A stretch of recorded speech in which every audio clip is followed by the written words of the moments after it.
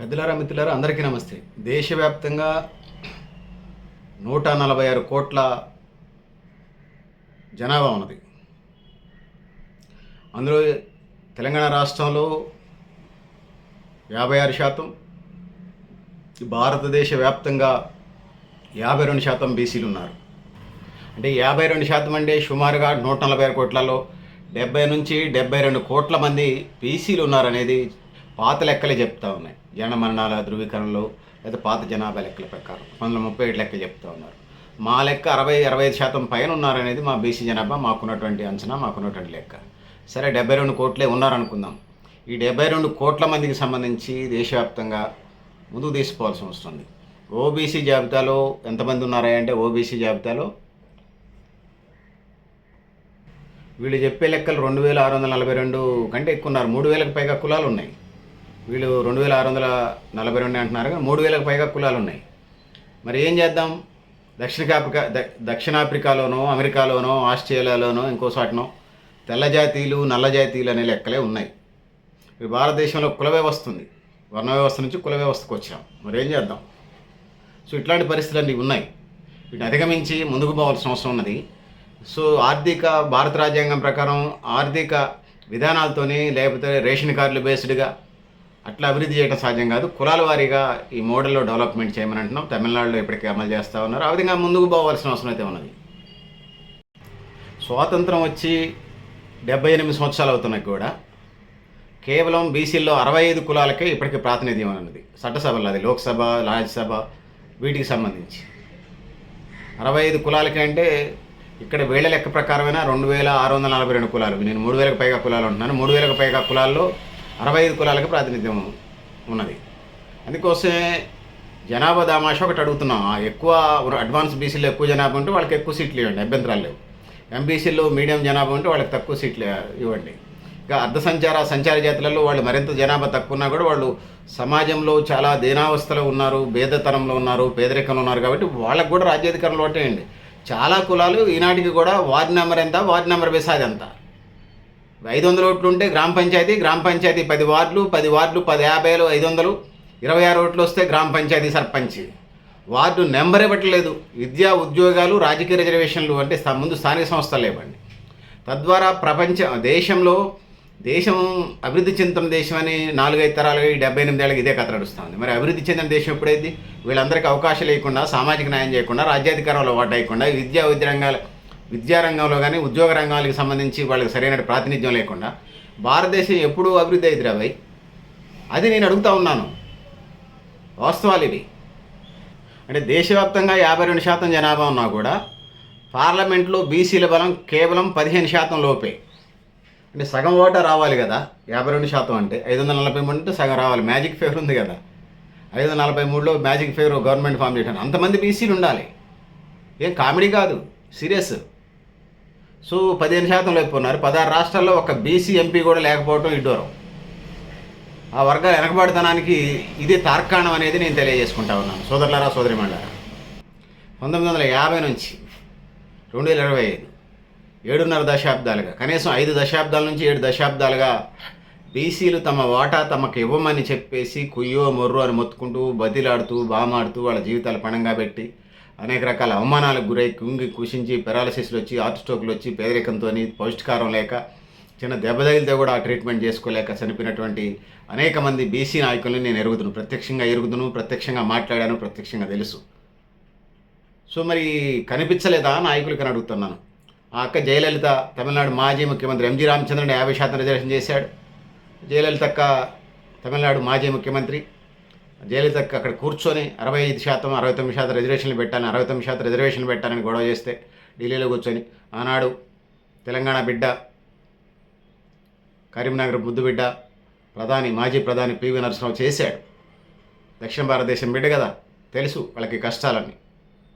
అంతకుముందు వాళ్ళు చేయలే, తర్వాత వాళ్ళు బీసీలకు సంబంధించి ఒక ఇది చేయలేడు. కాంగ్రెస్ వాళ్ళు కానీ, ఇటు బీజేపీ వాళ్ళు కానీ డ్రామాలు వేస్తూ ఉన్నారు. చిత్తశుద్ధి లేనటువంటి నాయకులంతా డ్రామాలు వేస్తున్నారు బీసీలకు వాటా ఇవ్వాలంటే. మళ్ళీ ప్రజాస్వామ్యం, వీళ్ళట సమాజం తీసుకొస్తారట, వీళ్ళట సమాన అవకాశాల సమాజం తీసుకొస్తారట, వీళ్ళట ఇంకా సమాజాన్ని అభివృద్ధి చేస్తారట, ఇంకేదో చేస్తారట. చెప్పేది ఒకటి, చేసేది ఒకటి. 1953లో ఒక కమిషన్ వేశారు, కాళేకర్ కమిటీ వేశారు. ఆ కాళేకర్ కమిషన్ 1955లో కాళేకర్ కమిటీ నివేదికనిచ్చింది. ఏందయ్యా దాని సారాంశం? బీసీలు వెనకబడి ఉన్నారనే కదా వాళ్ళు నివేదిక ఇచ్చింది. మీరేం చేశారు? రామ్ మనోహర్ లోయ, సోషలిస్టులు, సమాజ్వాదీ జనతా పార్టీలో భాగంగా 1977లో ఆనాటి ప్రభుత్వం కమిషన్ మీద ఒత్తిడి చేశారు. దీంతో 1973లో అప్పటి ప్రధానమంత్రి మొరార్జీ దేశాయ్, బీహార్ ముఖ్యమంత్రి బిందేశ్వర్ మండల్ ఆధ్వర్యంలో మళ్ళీ మండల కమిషన్ వేశారు 1979లో. సో ఈ కమిషన్ మళ్ళీ 1980 నాటికి భారతదేశ జనాభా 52% ప్రజలు ఓబీసీలు ఉన్నారండి. వీళ్ళే బీసీలు, వెనకబడిన వర్గాలు, బ్యాక్వర్డ్ క్లాసు, వెనకబడిన తరగతులు కాదు, వెనకబడిన కులాలు కాదు, వెనకబడిన తరగతులు వీళ్ళు. సో దీన్ని బట్టి ఏమవుతోంది, ఆయా వర్గాలకు 27% రిజర్వేషన్లు కల్పించాలని చెప్పేసి రిపోర్ట్ వచ్చింది. 1980లోనే మండల కమిషన్ కేంద్రానికి 42 సిఫార్సుల దాకా చేసింది. ఒకటి కూడా అమలు చేయలే. కాంగ్రెసే చేసింది, కాంగ్రెస్ అమలు చేయలే. చిత్తశుద్ధి లేని పార్టీ, డ్రామాలు పార్టీ. ఇప్పుడు ఇంకొకటి దానికి అమ్మ మొగుడులాగా అనొచ్చు అనకూడదు. కాంగ్రెస్ ఒక మోసకారి, ఇక బీజేపీ కపట నాటక సూత్రధారి. బీసీలను మోసం చేయటంలో మరొకటి కాదు, ఇంకొకటి లేదు. ఈ రెండు పార్టీల మించిన మోసగాళ్ళు ఇంకొకటి లేదు. సరే, తర్వాత వచ్చినటువంటి ప్రధానమంత్రులు ఇందిరాగాంధీ కానీ రాజీవ్ గాంధీ కానీ మండల కమిషన్ సిఫార్సులను పట్టించుకోలేదు. బీసీ ఉద్యమం, వెనకబడిన తరగతుల ఉద్యమం ఉధృతమైనా కూడా పట్టించుకున్న పరిస్థితి లేదు. 1990లో ఆగస్టు 7వ తారీఖున జనతాదళ సారథ్యంలో యూపీ సింగ్ ప్రభుత్వం వచ్చి మండల కమిషన్ రిపోర్ట్ని ఆమోదం తెలుపుతూ 40 సిఫార్సుల్లోని ఒక సిఫార్సును కేంద్ర ప్రభుత్వ ఉద్యోగాల అమలుకి నిర్ణయం తీసుకొని దాన్ని పార్లమెంట్లో ప్రకటించింది. దీన్ని అగ్రవర్ణ మేధావులు వ్యతిరేకించారు. అది మీకు అందరికీ తెలిసింది. చివరికి 1992 నవంబర్ 16న సుప్రీంకోర్టు 9 మంది జడ్జీల రాజ్యాంగ ధర్మాసనం మండల కమిషన్ రిపోర్టు శాస్త్రీయంగా ఉందని తీర్పునిచ్చింది.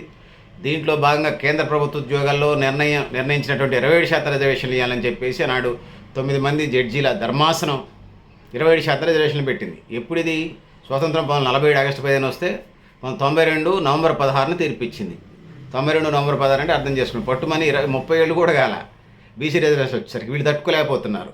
సో ఇది పరిస్థితి. బీసీలకు ఉన్నటువంటి దీనమైనటువంటి, బాధాకరమైనటువంటి, ఎంతో ఇబ్బంది కలిగించినటువంటి పరిస్థితి. సో ఇది పెద్దల మిత్రుల పరిస్థితి. ఇక రిజర్వేషన్లకు సంబంధించి మనం తీసుకున్నప్పుడు రిజర్వేషన్లో తమిళనాడు మోడల్ మొదటి నుంచి బాగానే ఉన్నది. ఈ తమిళనాడు దేశానికి ఆదర్శంగా నిలుస్తుంది.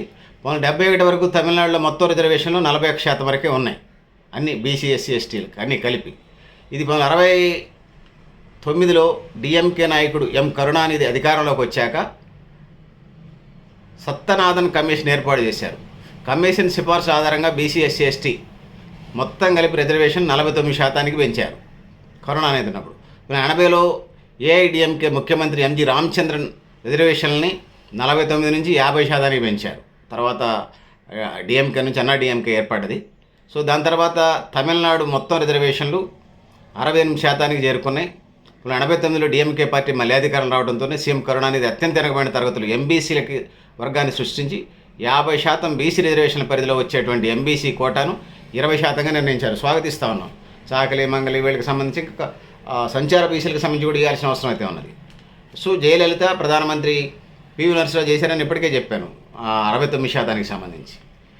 సో 1990లో మద్రాస్ హైకోర్టు తీర్పు ఆధారంగా కరుణానిధి షెడ్యూల్డ్ కులాలు, షెడ్యూల్డ్ తెగల రిజర్వేషన్లు వేరు చేశారు. ఎస్టీలకు 1% కోటాతో తమిళనాడు మొత్తం రిజర్వేషన్లు 69%కి పెంచారు. దీనివల్ల పార్లమెంట్ ఆమోదం చేసుకొని చెప్పాను కదా, పివి నరసింహరావు, జయలలిత అక్క వీళ్ళు చేశారు. 94లో 9వ షెడ్యూల్లో పెట్టారు. ఇక తిరిగే లేదు. 9వ షెడ్యూల్లో 284 అంశాలు వాళ్ళ ఆధిపత్య వర్గాలకే, అగ్రకులాలకి ఫేవర్గా పెట్టుకున్నారు అన్నీ. ఇక మళ్ళీ అడ్డంకి లేకుండా బీసీ రిజర్వేషన్లు వచ్చేసరికి డ్రామాల మీద డ్రామాలు వేస్తూ ఉన్నాయి ఈ ఆధిపత్య కులాలు. ఈడబ్ల్యూఎస్ రిజర్వేషన్ దగ్గర మీ కళ్ళు దొబ్బినాయా, మైండ్ దొబ్బినాయా, పిచ్చి హాస్పిటల్ నుంచి వచ్చారా మీరంతా?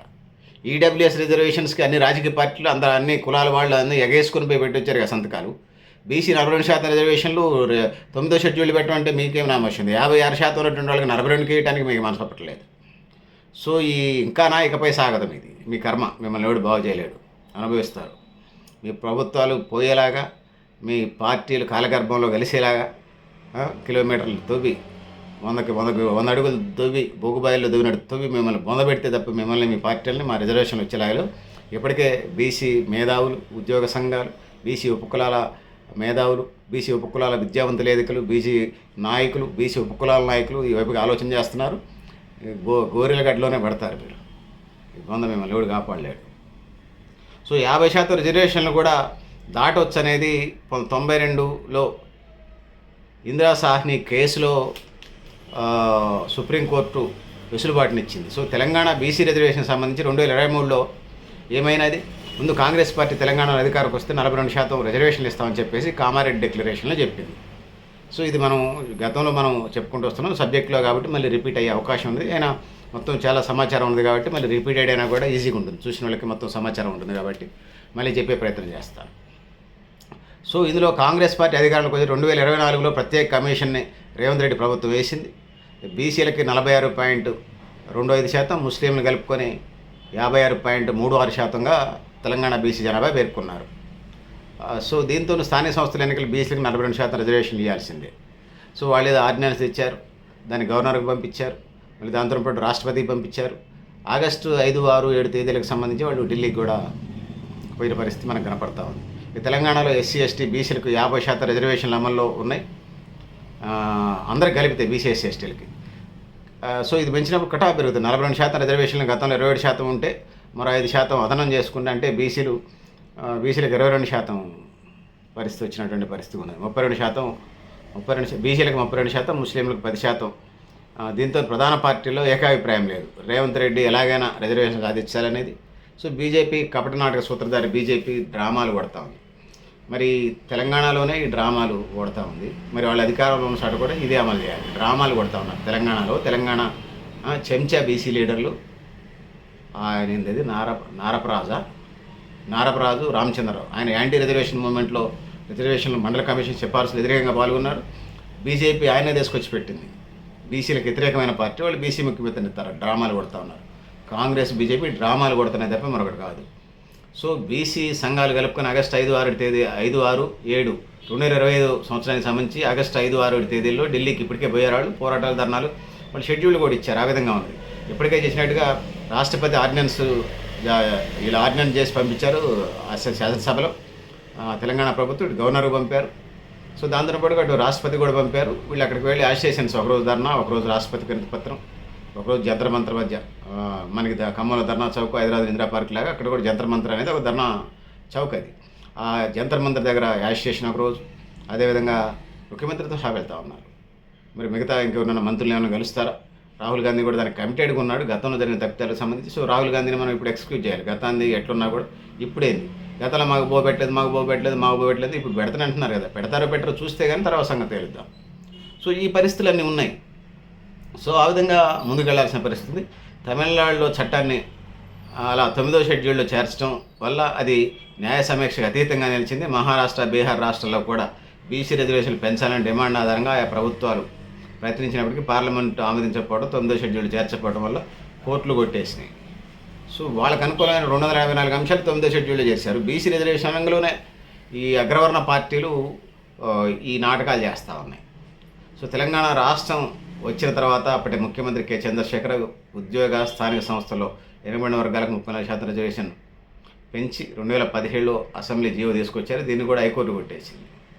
ఆర్డినెన్స్ తీసుకొచ్చి ఎన్నికలు పోతే పోయేది. ఉన్న 34% రిజర్వేషన్ కూడా దీనికి సంబంధించి చాలామంది వీడియోలు చెప్తా ఉన్నారు, వ్యాసాలు రాస్తా ఉన్నారు. కొంతమంది కుహనా మేధావులు, కొంతమంది వామపక్షం అని పేరు చెప్పుకున్నటువంటి మేధావులు, కొంతమంది సామ్యవాదం అని పేరు చెప్పుకునే మేధావులు బీసీ రిజర్వేషన్ మీద విషయం కప్పుతూ ఉన్నారు. మరి వాళ్ళ దృష్టిలో కార్మిక వర్గం, సమసమాజం ఏంటో, వాళ్ళ దృష్టిలో మరి ప్రజలకు సంబంధించినటువంటి విధి విధానాలు ఏంటో, వాళ్ళ దృష్టిలో మరి పేదలు ఎవరు, మరి బీసీలు కదా ఎవరు, మరి ఈడబ్ల్యూఎస్ పేదలేరట. 15%లకు 10% రిజర్వేషన్ ఇప్పించుకున్నారు. మరి 65% ఉన్నటువంటి బీసీలకి మా లెక్కలు 65, మీ లెక్కలు 56. బీసీలకి మరి అంతా రేషియో ఇవ్వాలి కదా, 42, కనీసం 42 ఇవ్వాలి మీ లెక్కల ప్రకారం, 50% పైగా ఇవ్వాలి. సో ఇది పరిస్థితి. సో ఆ విధంగా ముందుకెళ్లాల్సిన పరిస్థితి ఉంది. ఇప్పుడు 42% రిజర్వేషన్ ఆర్డినెన్స్ కేంద్రం నిరాకరించినా ఊరుకునేది లేదు, సహకరించాలి. కాంగ్రెస్ చెప్తా ఉంది, సరే బీజేపీ ఒత్తిడి తీసుకురావాలని అంటా ఉంది. సో వీళ్ళు డ్రామాలు చేస్తున్నారు బీజేపీ, కాంగ్రెస్. సో రామచంద్రరావు ఆయన ఒక తోలుబొమ్మలాటలో కేదిగాడి పాత్ర, బీజేపీ రాష్ట్ర అధ్యక్షుడి పాత్ర. బీజేపీలో ఉన్నటువంటి బీసీలు మా పదవులు రావు, మేము గట్టి మాట్లాడితే మా పదవులు రావు, మా గట్టి అరే మాట్లాడితేనే పదవులు వస్తారే బాయ్. బీజేపీలో ఉన్న బీసీలకి మాట్లాడితేనే పదవులు వస్తారే బాయ్. నాకు ఒక ఫ్రెండ్ మాట్లాడట్లేదు, బీజేపీకి బీసీలకి ఇట్లేదని నేను అన్నానట. ఇదంతా మానసిక బ్యాచ్ అంతా కూడా తయారైంది అందులో పోయి. పైగా నన్ను సతాయించడం, నన్ను దబాయించడం, నా గొంతు నొక్కాలని ప్రయత్నించడం. నా ఒక్కడు గొంతు నొక్కితే బీసీ సమాజం ఇన్ని 5 నుంచి 7 దశాబ్దాల పోరాటం అయిపోయినట్టేనా? అయిద్దా? నేనుంటా సస్తరాబాయ్. నేను గంటకే ఇంకొక గంట ఈ వీడియో చేసిన గంటకే చచ్చిపోతా, లేకపోతే 100 ఏళ్ళు బతుకుతా. అది తర్వాత సంగతి. ఉద్యమం ఆగుద్దా? అణచివేతలు ఎన్ని రోజులు ఆపుతారు? ఆపలేరు కదా. ఖచ్చితంగా బీసీల రిజర్వేషన్ బీసీలకు ఇవ్వాలి. ఆ విధంగా ముందుకు పోవాల్సిన అవసరం తెలియజేసుకుంటూ, పెద్దలారా మిత్రులారా, మీరు కూడా మీ అభిప్రాయాలు కామెంట్ బాక్స్లో చేస్తూ, సో బీజేపీ కాంగ్రెస్ కపట నాటకాలు ఎప్పటికైనా ఆట కట్టించి ఖచ్చితంగా స్థానిక సంస్థల్లో బీసీల రిజర్వేషన్ ఇవ్వాలి. ముఖ్యమంత్రి తెలంగాణలో ముఖ్యమంత్రి పదవి ఇస్తారంటే కానీ దొంగ నాటకాలు దింపుతున్నారు. 9వ షెడ్యూల్లో పెట్టడానికి ఎవడాడు బీజేపీ రాష్ట్ర అధ్యక్షుడు నారపరాజు రామచంద్రరావు యాంటీ రిజర్వేషన్ మూమెంట్లో పాల్గొన్నాడు. మళ్ళీ ఇప్పుడు వచ్చి 9వ షెడ్యూల్లో పెట్టనంటున్నాడు. వేసిందంతా బీసీలేరా భయ్, మీకు వేసింది ఓట్లు? అవ్వా, నలుగురు నవ్విపోదురు నాకు వేసింది. బీసీలు నేను మాట్లాడాల్సి వస్తుంది. ఎక్కడున్న బీసీ మోర్చా వాళ్ళు ఏం చేస్తున్నారు? గాడిదలు కాస్తున్నారు. ఇంకా మరీ అంటే ఏడుచి తెస్తారు.